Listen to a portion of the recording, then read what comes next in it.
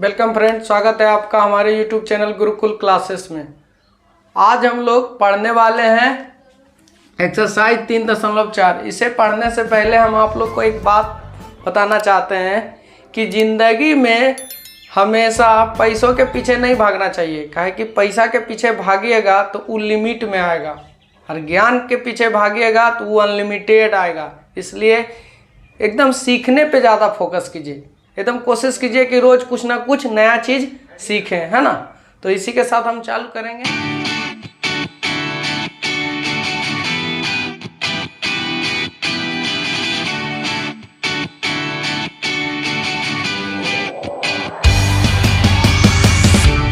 मतलब 4 देखिए, इस एक्सरसाइज का पहला जो है, निम्न समीकरण युग्म को विलोपन विधि तथा प्रतिस्थापन विधि से हल कीजिए। विलोपनों से बोल रहा है हल करने और प्रतिस्थापनों विधि से बोल रहा है हल करने इस समीकरण को।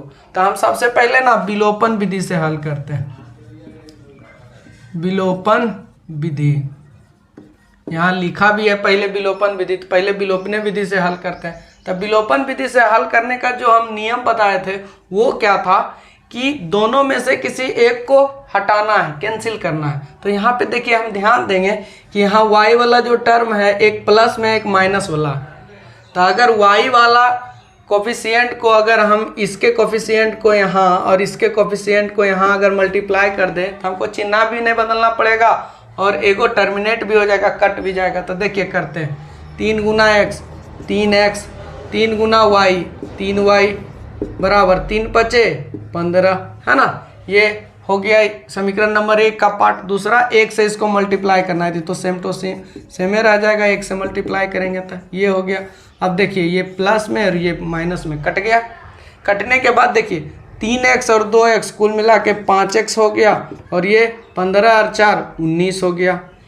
इसलिए x बराबर क्या हो जाएगा, 19/5। अब देखिए x का मान हम निकाल लिए। अब x का मान जैसा ही निकाले, अब इसको समीकरण 1 या 2 किसी में भी रखेंगे तो y का मान आ जाएगा। चलिए समीकरण 1 ही में रखते हैं। समीकरण 1 में x का मान रखने पर समीकरण 1 है हमारा x + y बराबर 5, है ना। x का मान यहाँ रख देंगे भाई।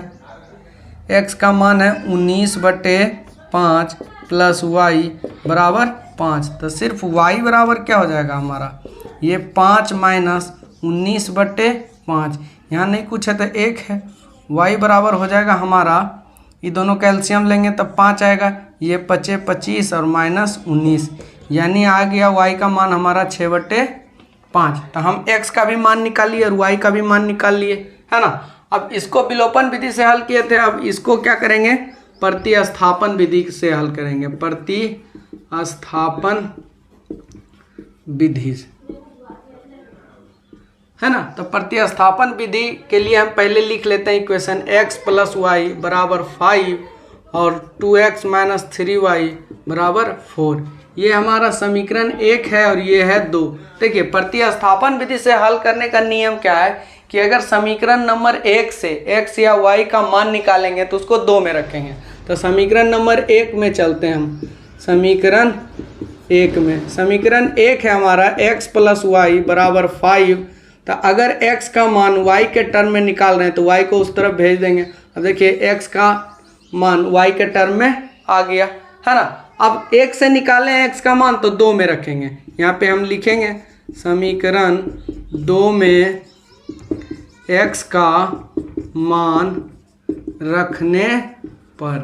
अब देखिए हमारा समीकरण 2 है, 2x - 3y बराबर 4, है ना। अब यहाँ x का मान रख देंगे तो यहाँ 2x का मान है 5 - y - 3y = 4, है ना। तो यहाँ 5 दूनी 10 और -2y और -3y बराबर 4, है ना। तो 10 माइनस ये दोनों ऐड हो जाएगा, माइनस माइनस में 5y हो गया बराबर 4 हो गया, है ना। अब ये चला जाएगा उस तरफ, तो -5y बराबर 4 - 10, तो -5y बराबर -6 आएगा। ये माइनस माइनस कैंसिल, इसलिए सिर्फ y बराबर 6/5 आएगा। अब यहाँ आइए, देखिए हम पहले से ही x का मान जो है x बराबर 5 माइनस वाई हम यहाँ पे निकाल लिए थे, है ना। तो जब निकाल लिए थे तो वहीं पे y का मान पुट कर देते हैं।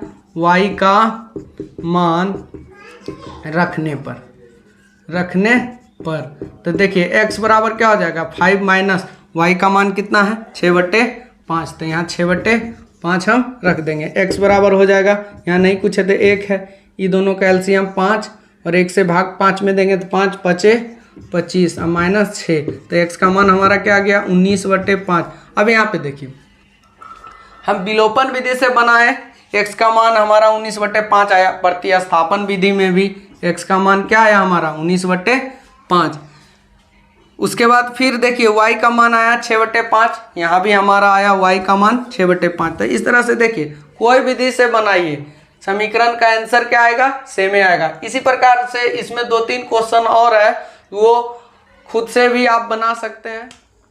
हमारा दूसरा नंबर का जो क्वेश्चन है वो है निम्न समस्याओं में रैखिक समीकरण के युग्म बनाइए और उनके हल विलोपन विधि से ज्ञात कीजिए। हमको हर हाल में बोल रहा है कि विलोपन विधि से ज्ञात करो, एलिमिनेशन मेथड से।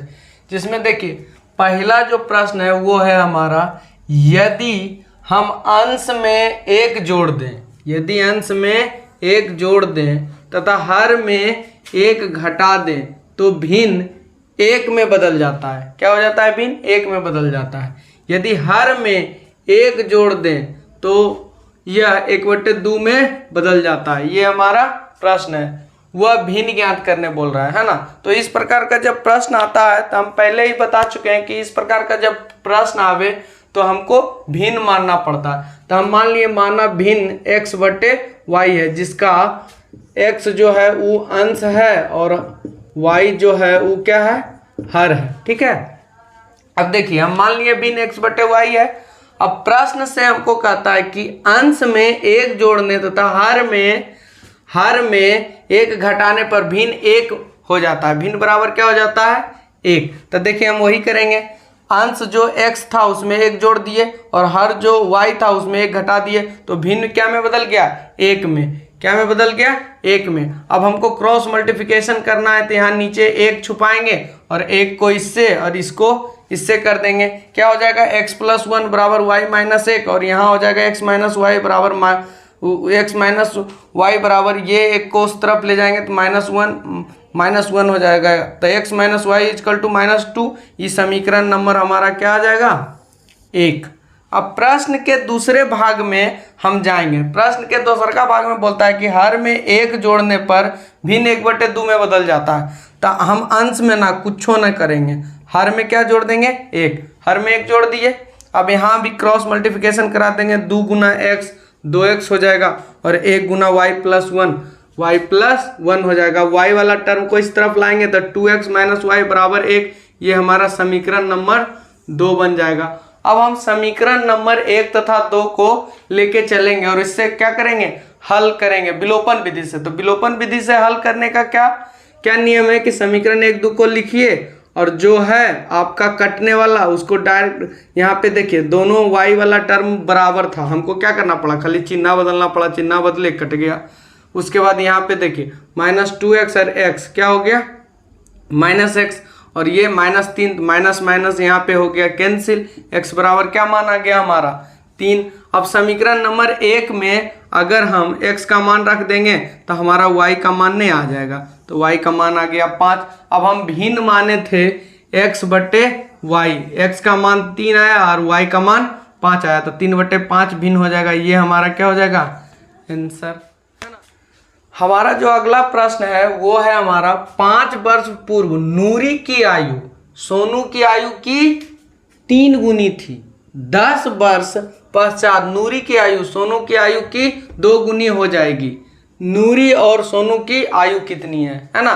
तो देखिए नूरी और सोनू का जो आयु निकालना है हम उसको मान लेते हैं। मान लिए नूरी का जो वर्तमान आयु है वो x वर्ष है और सोनू का वर्तमान आयु जो है वो y वर्ष है। ये हमने मान रखा है ना। उसके बाद देखिए प्रश्न के प्रथम भाग में क्या कहता है। प्रश्न के प्रथम भाग में बोलता है 5 वर्ष पूर्व नूरी की आयु, मतलब कि जो आयु का डिस्कशन हो रहा है वो 5 वर्ष पहले का हो रहा है। तो हम क्या करेंगे, यहाँ लिख देंगे 5 वर्ष पूर्व आयु। अब देखिए इधर ये हो गया नूरी का आयु लिखा हुआ है ना, और इधर ये जो है ये सोनू का आयु लिखा हुआ है, सोनू का आयु। अब दोनों 5 वर्ष पूर्व जाइएगा तो समय तो सबके लिए बराबर होता है, तो इसमें भी 5 घट जाएगा और इसमें भी 5 घट जाएगा। बोलता है 5 वर्ष पूर्व नूरी की आयु सोनू की आयु की 3 गुनी थी। ये जो है 3 गुनी है, किससे, इससे। तो समीकरण बराबर नहीं है। समीकरण बराबर करने के लिए या तो इधर 3 से डिवाइड कर देते हैं या फिर इधर 3 से मल्टीप्लाई कर देंगे। तो मल्टीप्लाई करना ज़्यादा आसान है, इसलिए हम इधर क्या कर दिए 3 से मल्टीप्लाई। अब समीकरण क्या हो गया, बराबर हो गया। अब हम क्या करेंगे, x - 5 को यहाँ लिख देंगे और इसको 3 से मल्टीप्लाई कर देंगे तो 3y - 15 आ जाएगा। x - 3y बराबर ये जो 5 है उसको उस तरफ भेज देंगे तो माइनस से प्लस हो जाएगा। x - 3y बराबर -10। ये समीकरण नंबर हमारा 1 आ जाएगा। समीकरण नंबर क्या आ गया, 1। अब देखिए प्रश्न के दोसरका भाग में हमको बोलता है 10 वर्ष पश्चात नूरी की आयु सोनू की आयु की 2 गुनी हो जाएगी, है ना। तो हमको क्या करना है, 10 वर्ष पश्चात आयु का अब डिस्कशन करना है। तो हम यहाँ लिख दिए 10 वर्ष पश्चात आयु। अब देखिए ये हमारा हो गया नूरी और ये हमारा हो गया सोनू, है ना। तो देखिए यहाँ पे जो नूरी है उसमें 10 साल जोड़ देंगे और सोनू जो है उसमें भी 10 साल जोड़ेंगे, क्योंकि समय तो सबके लिए बराबर है। अब बोलता है ये जो नूरी है ये अब 2 गुना हो गया है 10 वर्ष जोड़ने के बाद। तो दोनों तरफ बराबर करने के लिए या तो इधर 2 से गुना कर देंगे या तो इधर 2 से भाग। तो यहाँ गुने कर दिए हैं। अब देखिए x + 10 यहाँ 10 के 10 लिखा जाएगा, इसको 2 से मल्टीप्लाई कर देंगे। 2y + 10 दूनी 20, इसको इस तरफ ले आएंगे x - 2y और 10 को उस तरफ ले जाएंगे तो 20 - 10 x - 2y बराबर 10। ये हमारा आ जाएगा समीकरण नंबर 2। अब हम समीकरण 1 तथा 2 से चलेंगे और इसको विलोपन विधि से हल करेंगे। तो देखिए पहला समीकरण है हमारा x - 3y बराबर -10, ये समीकरण 1 है। दूसरा है x - 2y बराबर 10 प्लस में, ये समीकरण 2 है। तो देखिए x वाला जो पार्ट है वो है बराबर, हम क्या कर दिए इसका सिंबल बदल दिए, यहाँ प्लस था तो माइनस और यहाँ पे माइनस है तो प्लस और यहाँ प्लस था तो माइनस कर दिए। तो ये प्लस में ये माइनस में कट गया और यहाँ पे देखिए -3y या +2y क्या हो जाएगा -y, और ये दोनों को भी ऐड करेंगे तो -20 आएगा। फिर माइनस वाला और माइनस वाला पार्ट क्या हो जाएगा, कैंसिल हो जाएगा। तो y का मान आ जाएगा 20। हमने यहाँ वर्ष लिख दिया क्योंकि यहाँ उम्र का बात हो रहा है जिसको कि वर्ष में डिस्कस करना। अब समीकरण नंबर 2 में y का मान रख देंगे। समीकरण नंबर 2 में जैसे ही y का मान रखेंगे वैसे ही हमारा x का मान आ जाएगा 50। अब देखिए हम क्या माने थे, नूरी का वर्तमान आयु x वर्ष माने थे जो कि 50 वर्ष आया x का मान, और सोनू का वर्तमान आयु y वर्ष माने थे जो कि 20 वर्ष आया। ये हमारा क्या हो जाएगा आंसर। हमारा अगला प्रश्न है, कहता है 2 अंकों की संख्या के अंकों का योग 9 है। इस संख्या का 9 गुना संख्या के अंकों को पलटने से बनी संख्या का 2 गुना है, वह संख्या ज्ञात कीजिए, है ना। तो इस प्रकार का जो प्रश्न है, इस प्रकार के प्रश्न का हल निकालने के लिए हमको ना इकाई संख्या और दहाई संख्या मानना पड़ेगा। तो हम माना इकाई संख्या x तथा दहाई जो संख्या है वो है y। तो मूल संख्या क्या हो जाएगा, देखिए ये है इकाई संख्या तो इसमें 1 मल्टीप्लाई करेंगे, और ये है दहाई संख्या तो इसमें 10 मल्टीप्लाई करेंगे। तो मूल संख्या हमारा हो जाएगा y गुना 10 10y और x गुना 1 x हो जाएगा, मतलब x हो जाएगा। तो ये हमारा मूल संख्या आ गया। क्या आ गया, मूल संख्या।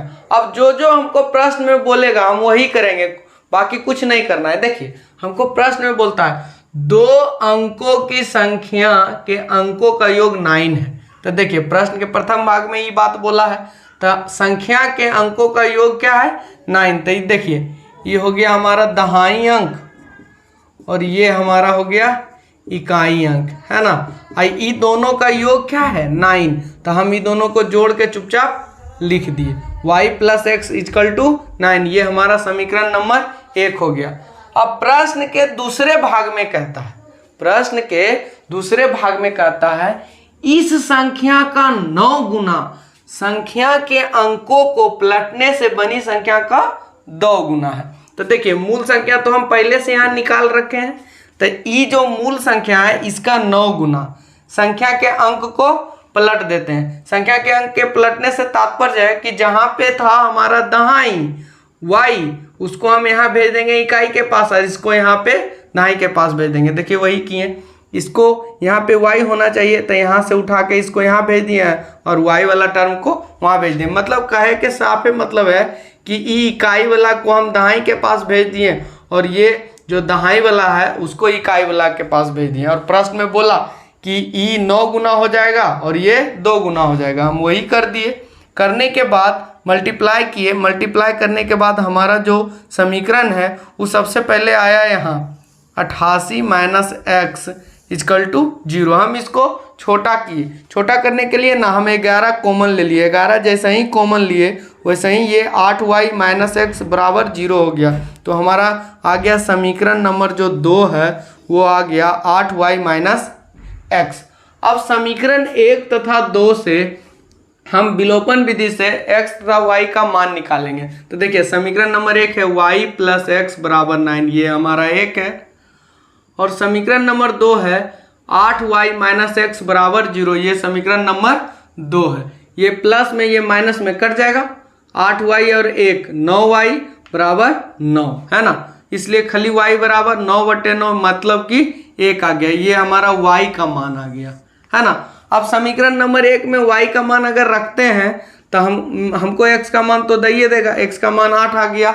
अब देखिए मूल संख्या जो था वो था हमारा यहाँ 10y प्लस एक्स, तो हम यहाँ लिखे 10y प्लस एक्स। अब y तथा x का मान अगर इस समीकरण में रख देंगे तो हमारा मूल संख्या आ जाएगा। तो देखिए यहाँ समीकरण है हमारा 10y प्लस एक्स और y का मान 1 है तो y की जगह 1 रख दिए, x के जगह 8 है तो 8 रख दिए। अब देखिए 10 गुना y 10 अब प्लस 8 कुल मिला के क्या आ गया 18। तो हमारा मूल संख्या क्या आ गया 18, ये हमारा क्या हो गया आंसर है ना। हमारा जो अगला प्रश्न है कहता है मीना 2000 रुपया निकालने के लिए एक बैंक गई, उसने खजांची से 50 रुपये तथा 100 रुपये के नोट देने के लिए कहा। मीना ने कुल 25 नोट प्राप्त किए, ज्ञात कीजिए कि उसने 50 रुपये और 100 रुपये के कितने कितने नोट प्राप्त किए। तो देखिए हम इसका हल निकाल लिए। देखिए हल कैसे निकाले, हम सबसे पहले माने मीना जो है 50 रुपया के नोट जो है वो 50 रुपया का नोट जो है मीना को x प्राप्त हुआ। मतलब मान लिए माना 50 रुपया के नोटों की संख्या x तथा 100 रुपया के नोटों की संख्या y है। ठीक, यहाँ तक क्लियर है। प्रश्न के प्रथम भाग में कहता है कुल नोटों की संख्या 25 है। कुल नोट कौन कौन नोट, 50 रुपया वाला और 100 रुपया वाला, ये दोनों प्रकार के नोटों का कुल योग कितना है 25। ये हमारा समीकरण नंबर 1 हो गया है ना। प्रश्न के दूसरे भाग में हम जाएंगे तो हमको कुल राशि 2000 रुपया प्राप्त होता है। कितना राशि प्राप्त होता है 2000। तो देखिए x गो हमको 50 का नोट मिला और y गो 100 का नोट मिला। अब देखिए इसको जब रुपया में हमको बदलना है तो हम क्या करेंगे, इसका वैल्यू से मल्टीप्लाई कर देंगे, इसको 50 रुपया से मल्टीप्लाई कर देंगे और y का वैल्यू 100 रुपया है तो 100 से मल्टीप्लाई कर देंगे। फाइनली हमारा आ जाएगा 50x प्लस 100y बराबर 2000। अब हम ये दोनों में 50 कॉमन ले लेंगे तो x प्लस 2y बराबर 2000 आ जाएगा। ये 50 इधर भाग में आ जाएगा तो हम इसको काटेंगे तो ये आ जाएगा हमारा x प्लस 2y बराबर 40। ये हमारा समीकरण नंबर क्या आ गया 2। अब हम समीकरण 1 तथा 2 से चलेंगे। देखिए समीकरण 1 क्या है हमारा x प्लस वाई बराबर 25 और समीकरण 2 x प्लस 2y बराबर 40। इसमें देखिए कुछ करे की जरूरत है ही ना, ये दोनों है बराबर, चिन्ह अपोजिट कर देंगे, खाली बदल देंगे। यहाँ प्लस था तो माइनस, यहाँ प्लस था तो माइनस, यहाँ प्लस था तो माइनस, ये दोनों कैंसिल हो जाएगा। अब देखिए एगो प्लस में y है, दूगो माइनस में, तो माइनस में y आएगा। 40 है माइनस में, 25 है प्लस में, घटाएंगे तो -15 आएगा। ये वाला माइनस कट जाएगा तो y का मान क्या आ जाएगा 15। अब समीकरण नंबर 1 में अगर y का मान रखते हैं तो समीकरण नंबर 1 है हमारा x प्लस वाई बराबर 25, तो x का मान क्या आ जाएगा 10, है ना। अब हम क्या माने थे 50 रुपया के नोट के संख्या को x, तो x बराबर क्या आ गया 10। और 100 रुपया के नोट के संख्या को क्या माने थे 15, तो 100 रुपया के नोट की संख्या क्या आ गया 15। इसी के साथ ये हमारा आंसर हो जाएगा। हमारा जो अगला प्रश्न है वो है किराए पर पुस्तकें देने वाले किसी पुस्तकालय का प्रथम 3 दिनों का एक नियत किराया है तथा उसके बाद प्रत्येक अतिरिक्त दिन का अलग किराया है। सरिता ने 7 दिनों तक एक पुस्तक रखने के लिए 27 रुपये अदा किए, जबकि सुशी ने एक पुस्तक 5 दिनों तक रखने के लिए 21 रुपये अदा किए। नियत किराया तथा प्रत्येक अतिरिक्त दिन का किराया ज्ञात कीजिए। तो देखिए यहाँ हमको क्या है कि प्रश्न में कहा है कि 3 दिन का जो किराया है वो नियत है। 3 दिन का किराया क्या है नियत है। जैसे आप पुस्तक ले गए और मान लीजिए 1 के दिन में लौटा दिए तो उससे लेना देना नहीं है, वो 3 दिन का आपको किराया ले लेगा। तो देखिए हम मान लिए हैं कि माना प्रथम 3 दिन का जो किराया है ना वो 100 रुपया मान लिए, उसके बाद जो किराया हमको लगेगा प्रत्येक अतिरिक्त दिन का वो y रुपया है। अब देखिए सरिता का 7 दिन का किराया कितना है 27 रुपया। अब 7 दिन में 3 दिन तो उसको नियत लगेगा, 4 अतिरिक्त दिन का ना किराया उसको लगेगा। बाकी ये जो x है ये 3 दिन का किराया दे दिया 3 दिन का।